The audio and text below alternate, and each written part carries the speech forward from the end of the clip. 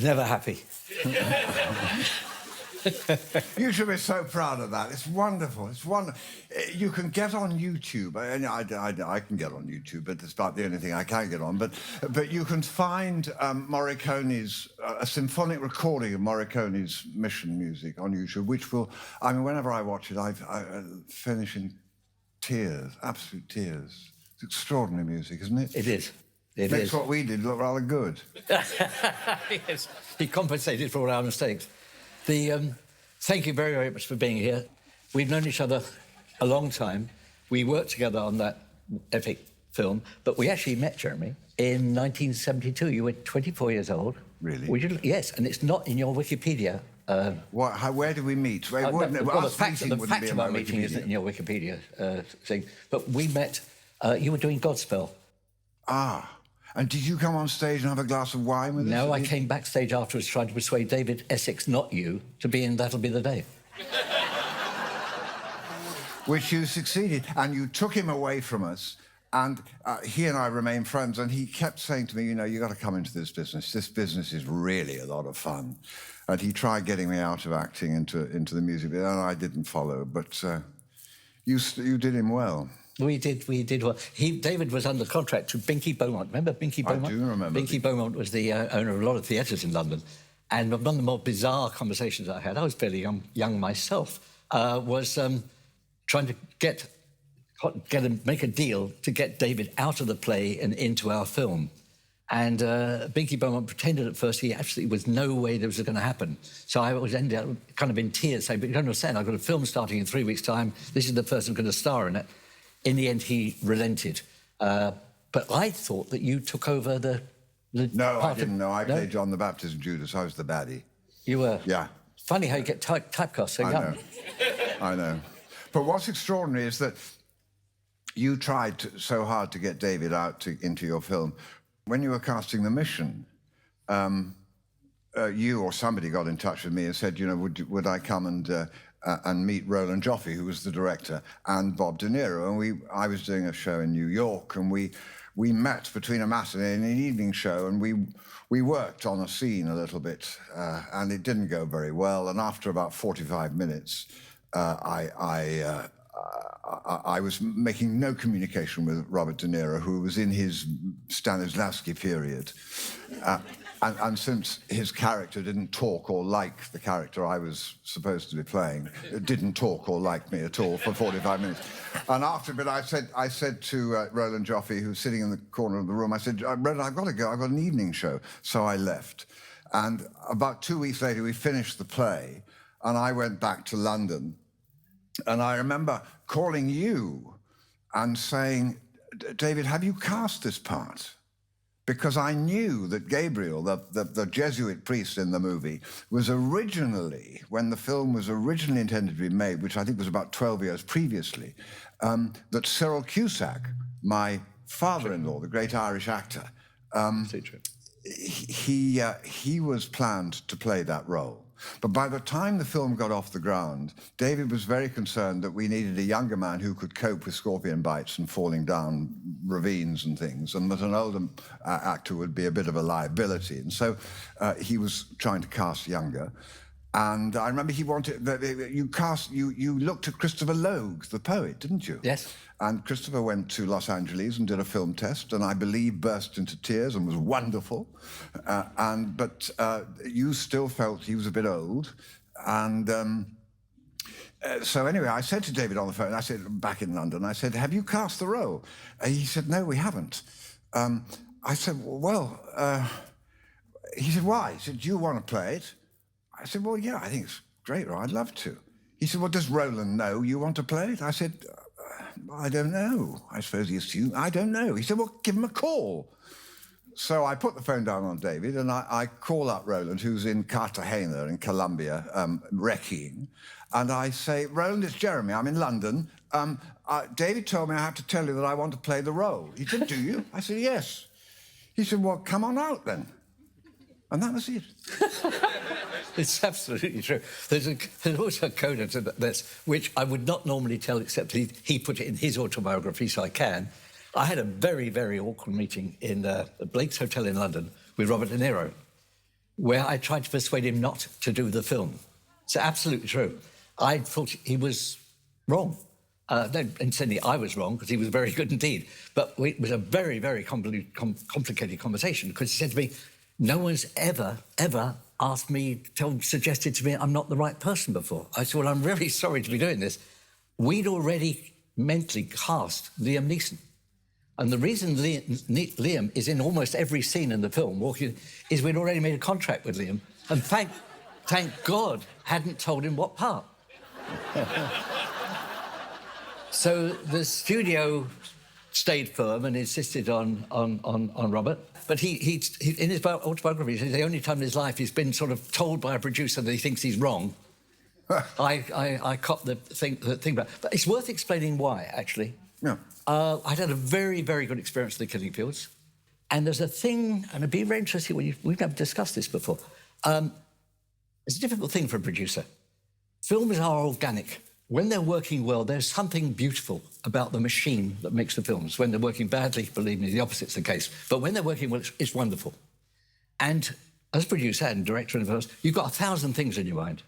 And the thing you really, really don't want is every morning someone saying to you, how's Bobby today? Or how's Dustin today? And I've had that experience. Because it throws everything. Because you realise that a chunk of the crew are kind of looking at this one person where actually you're trying to keep the entire show on the road. And it's a sort of nightmare. And anyone who's ever been involved in this world basically has had the same experience. So what I was trying to do was try to ensure that we had a real team. We knew it was going to be a difficult film. There was no question about that, the locations, everything else.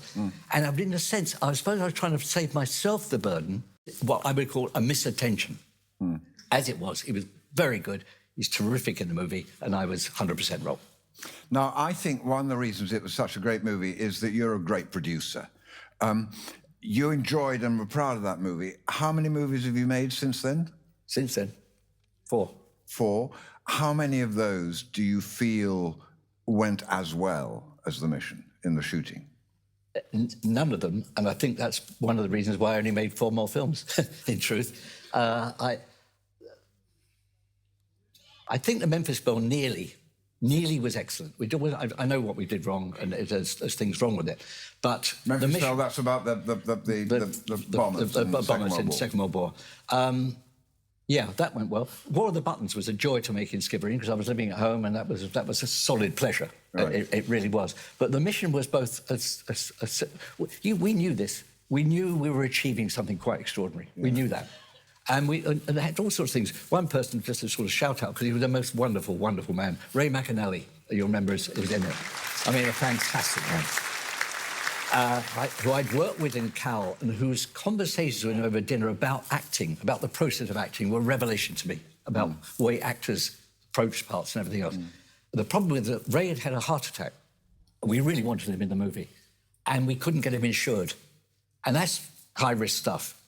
And I think we're 4 or 5 times where if God forbid anything had gone wrong, we were in every kind of shit without any doubt at all.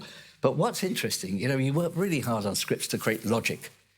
And you'll remember there's a lovely scene where, it's 2 scenes, but one scene where the entire, as it were, Spanish army are climbing up rocks and scaling things to get to a point where they can then attack the village.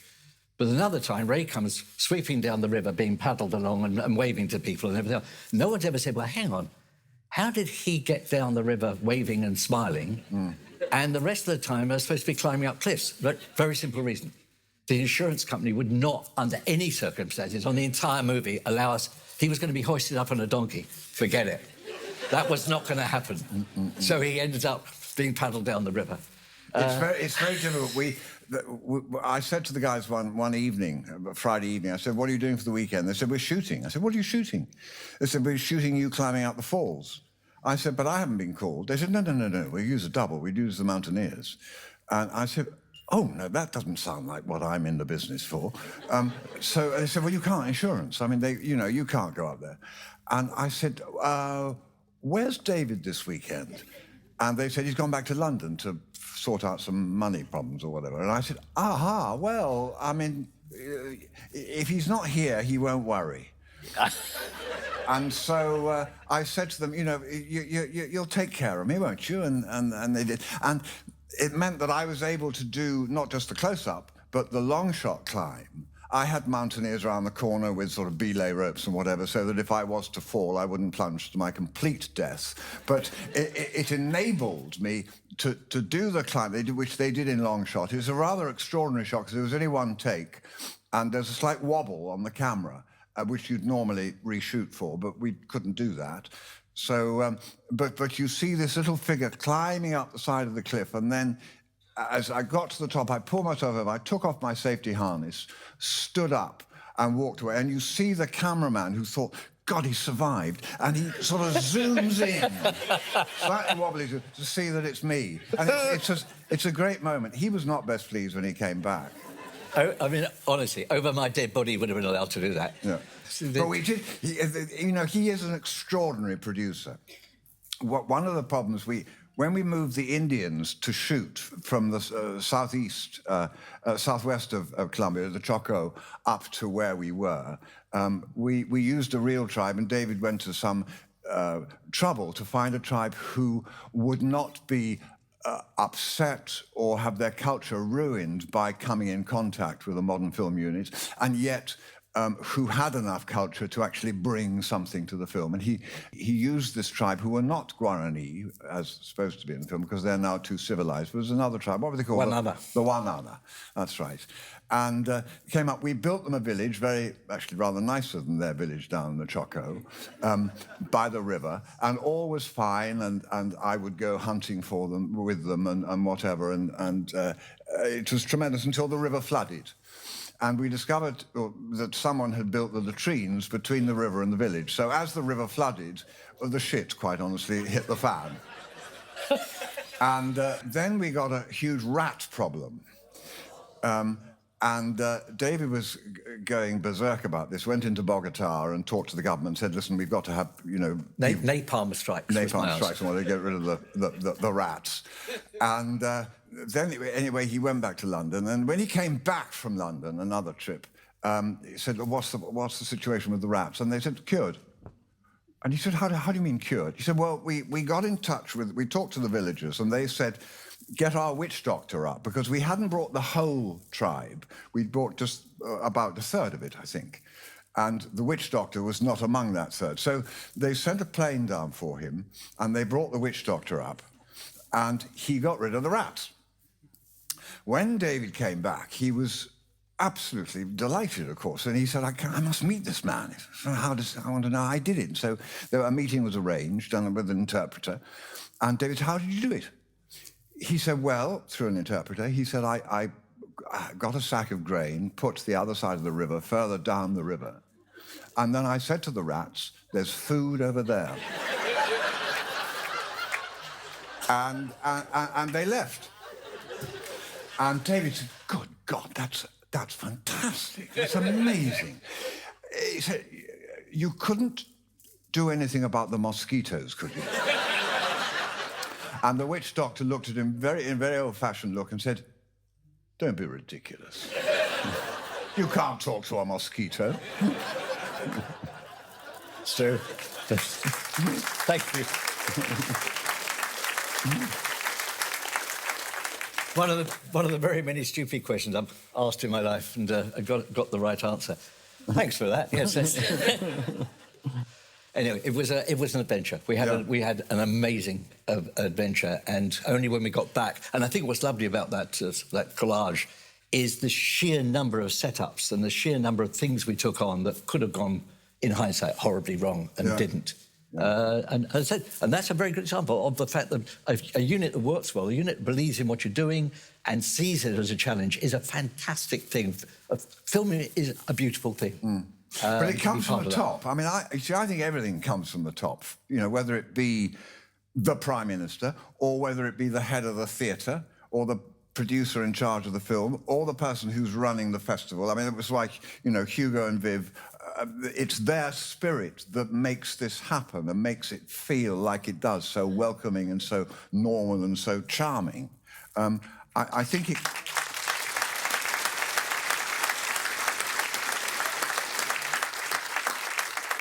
And I think that's why you're such a great producer, because you do that. It's very interesting. Roland Joffe, good director, but what's he done since he stopped working with David? No film that's really supreme. And yet The Killing Fields and The Mission, two amazing films, I think. So it does come from, there is a hierarchy, isn't there? There is. Yeah. No, well, Yeah. I don't think so. And then, of course, you stopped making movies. Yeah. You got fed up with them. No, I wasn't fed up with them. They films I'd done 30 years, and the films were not better. And I come to the absolute conclusion that that something had gone wrong for me. It happened, actually, over music. I had a fantastic run of scores of movies. Chariots of Fire, Midnight Express, the score. We'd won, I think, three Oscars, and that should have done, and it didn't. And suddenly, for the first time, I think it was the Memphis Belle, I couldn't hear the movie. So I would have a script, read the script, and I couldn't hear it. And I realised it was as though something had been switched off, honestly, professionally. And I sort of panicked.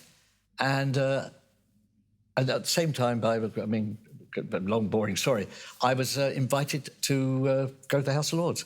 And what I did was I got a job at the Department of Education. I've always been absolutely fascinated with education as a result of not being educated. And I went to the House of Lords, and that gave me my out. So I had a kind of elegant retreat, I would say, rather than retirement. And how was politics in the House of Lords? Because you've stepped away from it now, haven't you? I've 24 years. That's not bad. How were those 24 years? They were mixed. The last 4 were awful. It is impossible to describe to anyone who didn't live through it the misery of Brexit. I mean, someone described it, I think, rightly. I think it was Stephen described it as the worst thing, the worst decision he'd seen made in his life. And he's right, he's absolutely right. But what's worse than that, House of Lords used to be a reasonably civilised place where you could arrange coalitions. There weren't enemies. And if you knew what it was you were trying to achieve, you could create coalitions among parties. And it was very civilised. It was very civilised. Something happened, something snapped at Brexit. And people who had been perfectly reasonable and seemed to be sane suddenly appeared insane. And positions were taken, and this weird rise of English nationalism, which I didn't know existed, erupted. And it erupted within the House of Lords and certainly within the Commons. It was very, very ugly and unpleasant. And I sort of then decided, I'll look for an exit again. Right. Maybe I spent my life looking for exits. I don't know. What do you think's going to happen, David? What do you think's going? How are things going to go over the next 5 years? Do you think? In the UK? Yeah. Badly. Right. I mean, just badly. I don't. Yeah. I think that Queen will die. Johnson will go. The damage Johnson's done will last quite a long time. And I think Britain is going to have a serious problem working out who and what it is. And it may not even be Britain, it may be just England, what it is. And it'll take at least a decade for England to sort itself out. Scotland, I think, will quite rightly depart at some point. And there was a very good question asked yesterday over one of the other tents about, why make an assumption that Northern Ireland necessarily has to be part of the Republic? Maybe Northern Ireland would take on its own identity. I checked last night. I think Northern Ireland is bigger than Estonia. Right. So the idea that Northern Ireland cannot, for whatever reason, be some self-determining thing is not necessarily true. So we're going to have to ask and answer some huge questions. And I think those questions will be massive inside England. England has got to decide what it is. And at the moment, almost every decision it's making is wrong. And something very odd's happened with COVID, hasn't it? I mean, it's sort of too close to really judge, but something has changed in our spirit. We see little bits of things you can say, well, people don't want to work so much. People seem to be moving to the country. You see some things, but an overall something has happened with COVID. I don't know if anybody else feels that. And it's very difficult to put your finger on what it is. I can't judge myself because I'm getting older, and part of how I'm changing is because of my age. But I do feel that the earth moved with COVID, and I'm not quite sure where it's landed. We put we look at government and we think, oh God, that's a mess. We look at the monarchy and we question that. But everything seems to be shifting. And I think the next 5-10 years are going to be fascinating. And I'm so glad that I've got a little hideaway in West Cork with you, because it's great to get away from the mother country. Well, a whole lot of things unravelled there. One is, it strikes me that we are not retaining our memory of the things we learned, the beneficial things we learned in COVID, how much we need each other. I mean, certainly down in West Cork, the communities were remarkable. I mean, it was absolutely incredible the way it came together and the way the food was provided, and the farmers' market turned into a much bigger, almost an institution actually of itself. So there were some fabulous things that happened in terms of personal relationships and our ability to cope, and a crisis way we cope with the crisis. My concern is that those lessons seem to have been slowly forgotten, and some of the things that were very unfortunate and very difficult about COVID seem to have retained. So I'm not sure we've actually benefited. You know, with Mary Robinson yesterday, we talked quite a bit about the role of God in all this. And I've often thought that were I God looking at the human race, I think, look, you know, I gave you self-determination. I really, really was kind of thrilled with what I created, and you've made such a balls of it. How can I remind you, and how can I bring you back to sanity? I've got a great idea. I'm going to get the climate to become questionable. You're going to have to adjust and show me how flexible and how smart you are at dealing with this thing called climate change. And so I'm going to pitch climate change to you to see how you deal with it. And then God realised that climate change is going to take too long. So he needed a kind of an emergency break. COVID. I come up with COVID, because they'll really learn how to work together, and they'll really learn how much they need each other, and they'll really learn how to begin to sacrifice things in order to achieve things. And my worry is, I guess some shorthand of saying it, is I'm not sure we're remembering what we learned. And that speaks to us as people, not so much as anything else. You know, how do we retain all those really wonderful memories and really wonderful moments that where we discovered how rich our community was in well-being, in good feeling, and in sense of mutual responsibility.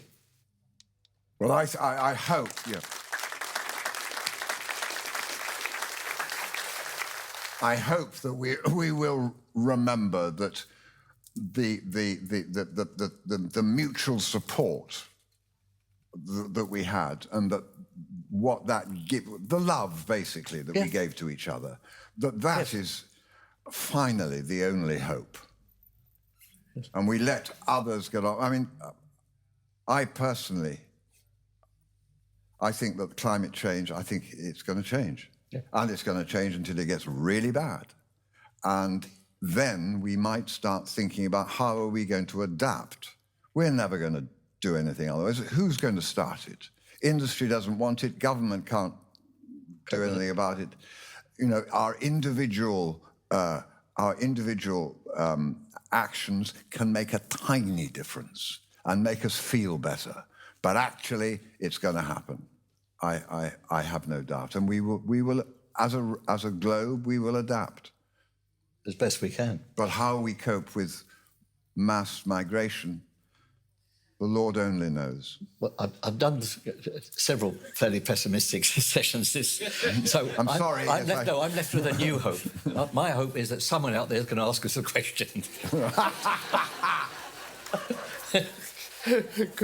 You're right with that? Absolutely. Do we have a microphone? If you've got a question that's more interesting than what we've been talking about, please ask it. Can't be less. The film is so beautiful to look at, and it makes me think about the relationship between the big picture and the small moments of acting. I wonder if you could talk a little bit more about the development of your relationship and the creation of that vision and the beauty that we've seen. Well, God is in the details. There's no doubt about that. But what I said earlier about having a structure within which you can work in a trusting and trusted way, trusting each other and respecting each other, that is the framework. And within that, I think it's fine. I mean, I had a fantastic mentor because I was playing an Irish Jesuit, I mean, a Catholic Jesuit priest. Now, I'm not Catholic, I'm not Jesuit, and I'm not a priest. So I had a big leap to try to get into the soul of this man. And David arranged that one of the great American Jesuits, sadly now dead, Daniel Berrigan, one of the Berrigan brothers, Philip and Daniel, who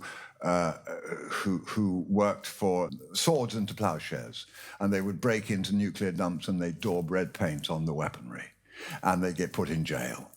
And that was what he kept doing. And Dan came, and he plays actually a considerable role in the movie. He's the older man with the white short hair you saw as a priest, maybe. And Dan was my mentor. In the book he later wrote, he said he was my inflator, and that I was a very leaky balloon, that he kept trying to... And he talked me through the Jesuit induction and allowed me to get inside his soul. And so I was able, because of what David provided, this man, I was able to sit and have conversations with God, which I did. I mean, I remember sitting one night, I think I'd been up all night because we'd been doing the Jesuit induction, and I decided to fast, because when you fast, your brain becomes wonderfully clear the day before. And I had a very difficult scene to do, and I was sitting there looking at the night sky, and I said, now listen, I have a very, very hard scene to do tomorrow. You've got to help me, because if you don't, it'll reflect very badly on you. And those were my prayers. I mean, they were not prayers. They were just I would just talk to him in a quite robust and Jesuit way. So having producers and having a setup where the actor is free to get inside his character and to improvise, to live the life. I mean, as I landed in Cartagena to make that film, and I think we were 4 months before we got home, I took my shoes off, because I said, the Indians I'm working with don't wear shoes, and I want to touch the same ground that they do.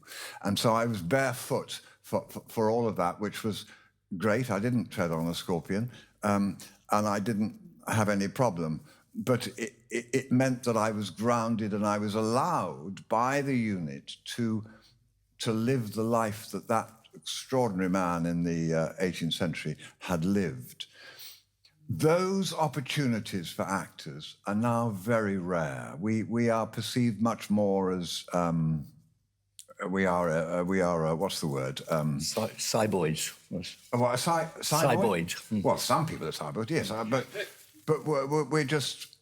we're not valued or allowed to work in quite the same way these days. Money is now the real lord and master, as it's become in so many areas. But that, I think, when you're creating, if you have ever... I remember when we were doing Brideshead, about it, the job I did before the mission, and films, certainly in those days, are very hierarchical. You know, you have the producers, and then the director, and then the first assistant who sort of runs the show, and then he has the second assistant who looks after the actors, and then the third assistant who gets the tea, and everybody has their position. We were doing a shot. We were in Manchester. It was being shot by Michael Lindsay Hogg at that time, and I was doing a scene with Jane Asher on a boat in the cabin of the QE2. And we'd done one angle where she was taking her stockings off or something, or putting them on, I can't remember, ready for bed or getting out of bed. And we'd done that, and then we had to turn around to do my angle. And for some reason, because of the way the cabin had been built and because of the way we'd shot the first, we couldn't find a way to do the reverse, which worked filmically. And everyone was standing around. Michael Lindsay Hogg, I remember, smoking the most enormous cigar, resting it on the camera, thinking.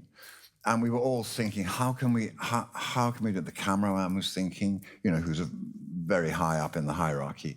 And eventually, after about 10 minutes, the guy who holds the pole, the boom operator, who holds the pole with the mic on the end of it, he said, if you put the camera here and just shifted that chair, the angle of that chair, and you shot that, would that work? And we went,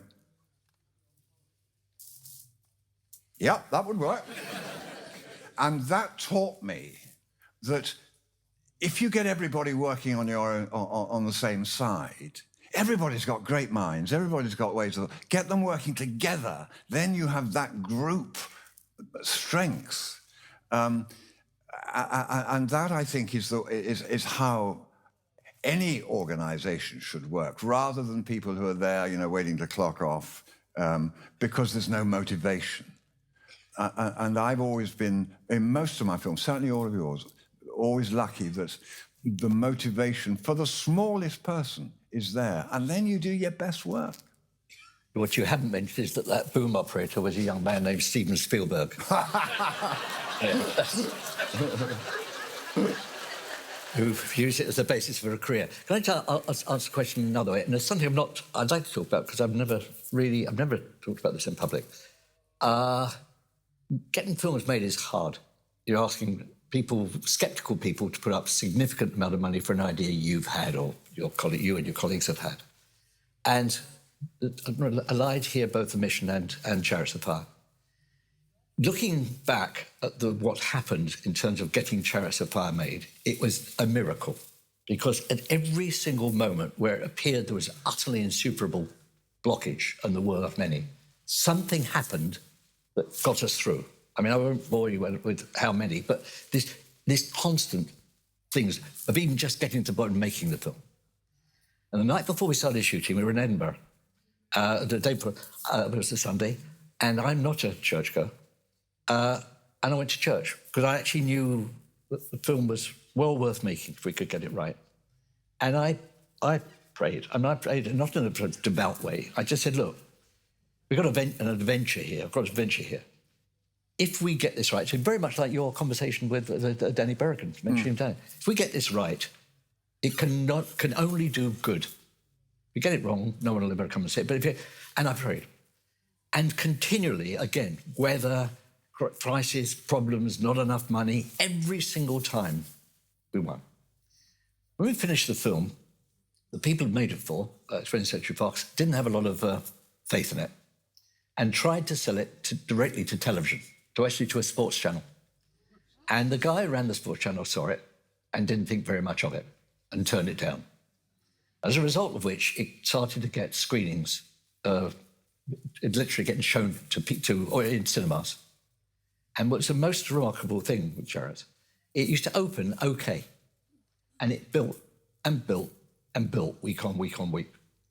And so to say it was a surprise is really a huge understatement. No one for a moment thought that a film about guys in shorts running around in 1924 could ever find an audience. But the audience found it, and it found its audience.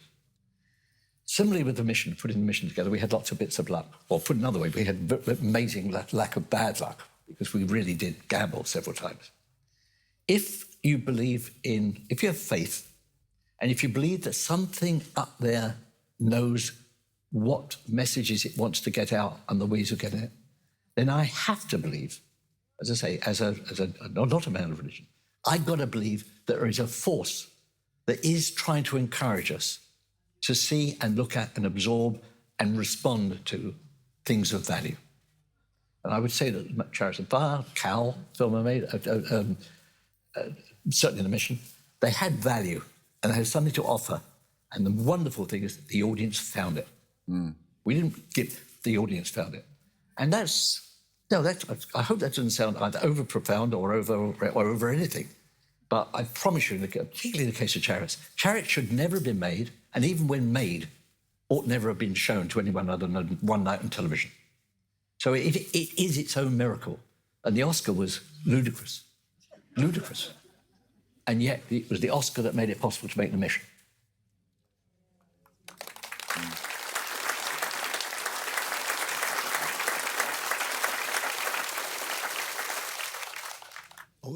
Thank you. I just wanted to ask which cinematographer you most enjoyed working with, each of you, and where you'd put Freddie Francis in that list, who, of course, filmed French Lieutenant's Woman.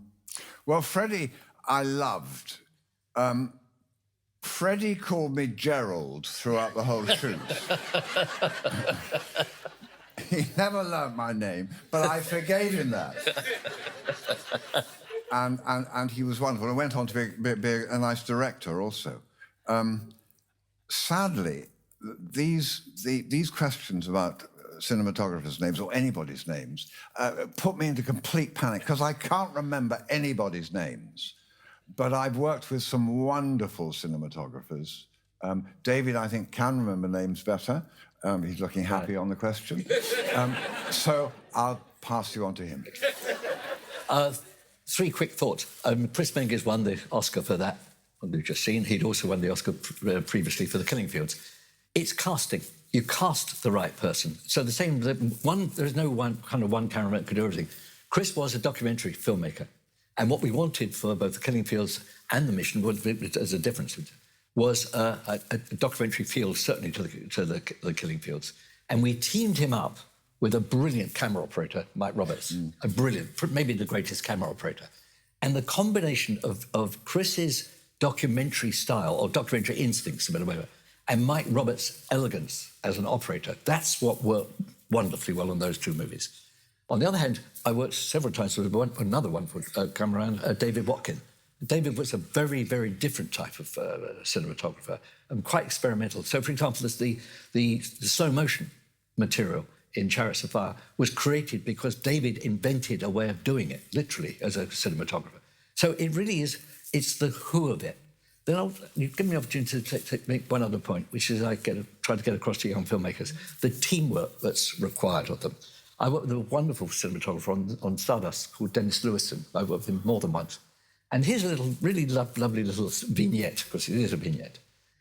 We were in a god-awful town in Spain called Guadix, shooting a sequence castle. And we could afford 1 day with a helicopter.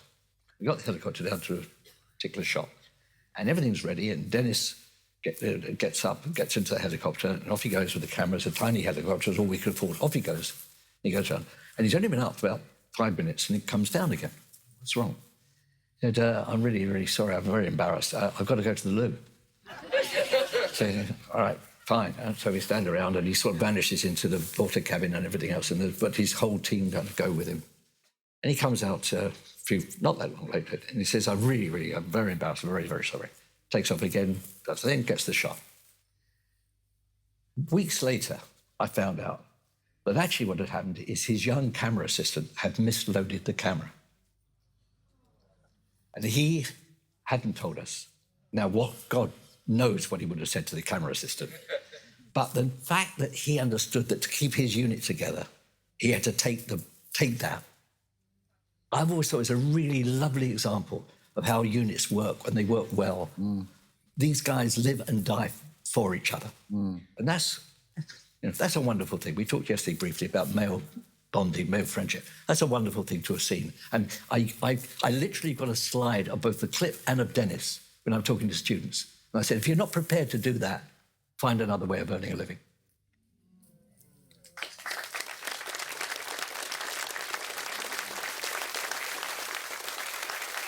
Gentlemen, if I could ask you, I'm going to mention another name associated with the mission, and then I might ask you, if I may, to discuss your thoughts and your relationship to him.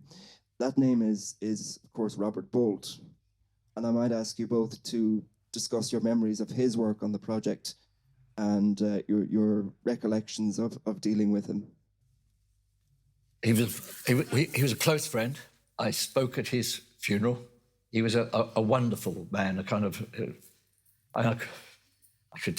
we could spend, I promise you, the rest of the day here talking about Robert Bolt. He was a wonderful, wonderful writer.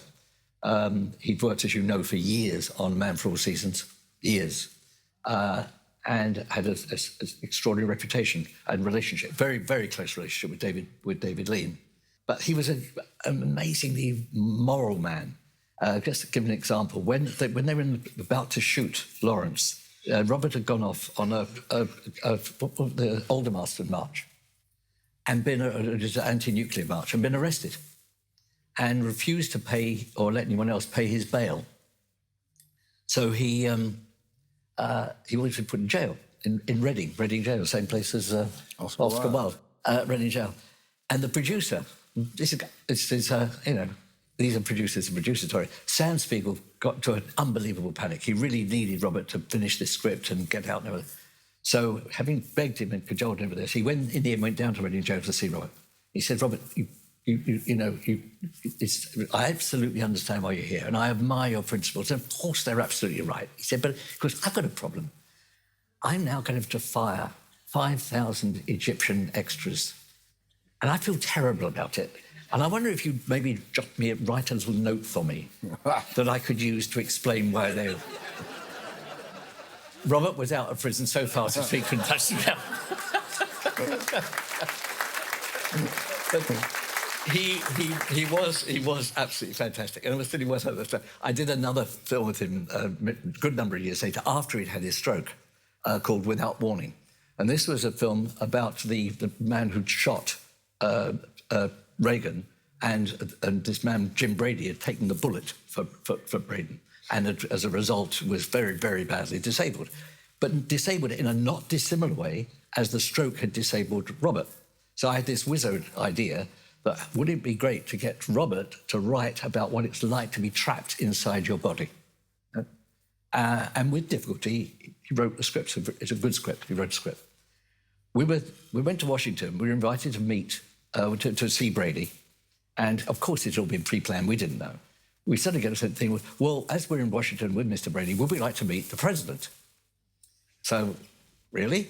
So anyway, we tumbled both these guys, these are very incapacitated people, into a van, and we take them off to the White House, and we take them to Jim Brady's office. And Reagan brilliantly had always retained the title press secretary for Brady. He never lost his title, despite that. And we're shown Jim's office. Everyone's been very, very nice. Oh, Jim, you're here. And, the president wondered if you and your friends like to have lunch. Jesus Christ. So, and this is the funny bit. So, yes, we'll have lunch. But the White House corridors in West Wing, where we were, are quite narrow. So I and these two shipwrecked men, who one of them's got one arm and the other one happens to have the other arm not operating, and they've both got leg issues, we begin to go down the corridor like this, and I'm in the middle, and what would have taken 10 seconds ends up taking maybe 45 seconds. The president, being a very nice man, comes to the door of the Oval Office to greet us. Now he's 15 yards away. Hi, Jim. Hello, Mr. President. Good to see you, Jim. Mr. President. Now we get up. Now there's two guards each side of the door with their Marines. And the president sticks out his hand to shake hands with Jim, but he's got the wrong hand. Jim hasn't got a right hand. So now there's confusion. So the president now shakes hands and said, he's ignoring me. But Jim, and he sees Bolt. And he said, I'm not going to do this. And he sends Bolt his left hand, but Robert hasn't got a left hand. Both the guards now are absolutely corpsing. So I got two guards, Marine guards, shaking with laughter. And that's my best Robert Bolt story.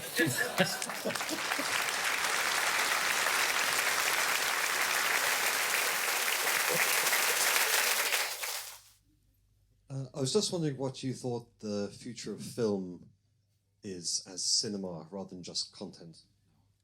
I hate the word content. First, I think it's it's a bastardization of what we try and do. I think there's a role and will continue to be a role for cinema, but this is quite contentious. I think that here you've got a problem with what's right for society and what's right for the art of cinema. I believe 10 years from now, wearable devices will be as common as these, and they'll be very sophisticated, and they won't be a million miles away from the headset I'm wearing at the moment. So I think the ability to enjoy, if that's the right word, experiences are significant. Now, it's also the truth that if I hold that far away from me, and if I've got a really great pair of earphones, the experience I'm getting is not that dissimilar from the average cinema, in truth, except I haven't got someone having popcorn next to me, and I'm not having people get up and go into the loo and pass in. So in a way, I've got a personalised and pretty good thing, despite the fact of the screen. What you miss are several things. You miss the immersive effect, and particularly with comedy, you miss laughter. Laughter's infectious. Once people start laughing, it ripples around and it creates a different kind of environment. So I think what's going to happen is we will lose a very great deal from the societal aspect, but actually the quality of image and the sensation is probably a good word. The sensation of engagement and reality, if you is going to be very intense. So I'm an optimist. I mean, right here in Ireland, we're going through a boom. I mean, it is quite extraordinary. Please God, this will last. But the amount of production being carried out in Ireland, the opportunities young people are getting to go into production, we actually even got universities taking it seriously. I mean, this is really good news. I was speaking at university the other day to the staff, and I said, during all the time you were at school, did anyone ever suggest to any of you there was a possible career in the film or television industries? Not one person put their hand up. Not one. Not one had ever had it suggested to them as a career. Today, that's becoming quite commonplace, that it's a really nice way of earning a living, as we both know. So I think I'd like to ban the word content. I think it's a horses for courses thing. There are some things that work wonderfully well streaming. Streaming has offered the opportunity that I never had in my career, which is to really explore the subtext of subjects. You know, the tyranny for us in movies was always 120 minutes. You know, how do you jam everything you want to do and say and all the characters you want to involve and get to know a bit about them in 120 minutes? So I think there's room for all of it. I worry about, as I say, losing a societal thing, which I think was already half gone, but the actual experience of enjoying going into another world might be better than ever. I mean, you say losing the societal thing. I think it's something that we don't have value for at the moment. We don't see clearly. But as we get more and more individualized with the way we communicate to each other through a screen, the way we work through a screen, the way we see stuff through a screen, always on our own, I think very soon we're going to realize that what we need as people is more than that. We need to do things together. We need to sit here together to see a movie, to listen to music, to listen to idiots like David and I talking. We need to share communally. We have, I mean, I'm not saying we need, I'm saying we have a need to share communally. And I think as the commercial side of this whole business gets more and more to give us gadgets so we can do it on our own while we're driving or having a bath or whatever, while that's sort of coming to the fore, we will, I think, become more and more aware over a larger section of society that we do need to share football. We know about that, we know, but we just think, well, we've got to go there in order to watch it. No, you can watch it on the television, but actually going there is fantastic. It's something about human beings need to get together and to share something communally. It's good for our souls, I feel. And so I think cinema will never disappear. No, I agree.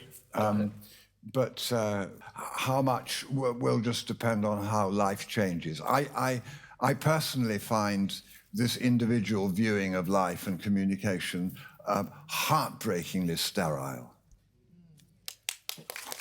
I agree.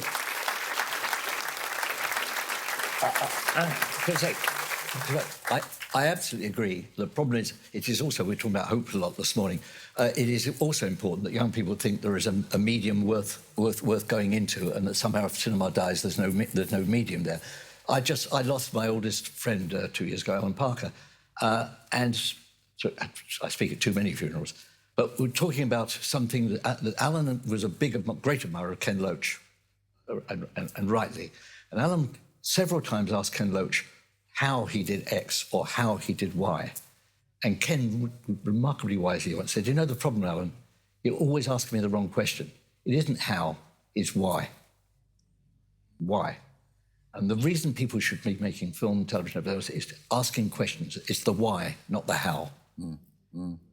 Thank you both very much for an incredible discussion, and thank you both for your incredible contribution to cinema. Could I ask you about what I think is one of the most moving passages in cinema, in The Mission, when Robert De Niro's character, for penance, carries his armor up to the mission, and Jeremy's character lets that play out as it will. And it leads to, I think, one of the most extraordinary moments of forgiveness depicted in cinema. Would you mind just speaking to that passage of the film? Thank you. Jeremy, you first. I've got only one thing to say. Well, I mean, yes, it is. It is what you say it is. I can't really add to that. It's a very powerful moment. It was fairly boring to film, watching Robert struggle up his bloody slope with all these bits of tin and whatnot. Was shown on for days, and just as I thought he's getting over the edge, he'd go back again. Oh God! So, but I'm glad it moved you when you saw it.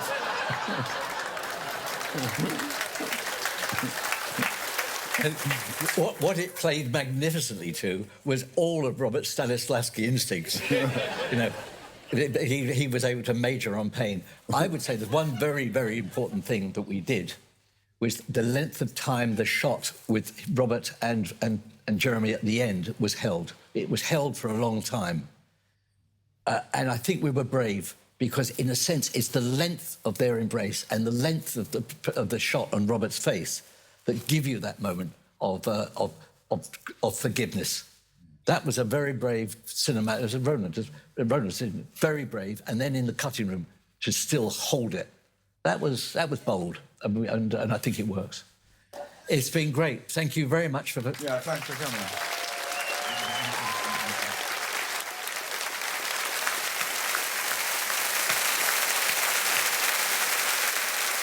Well done.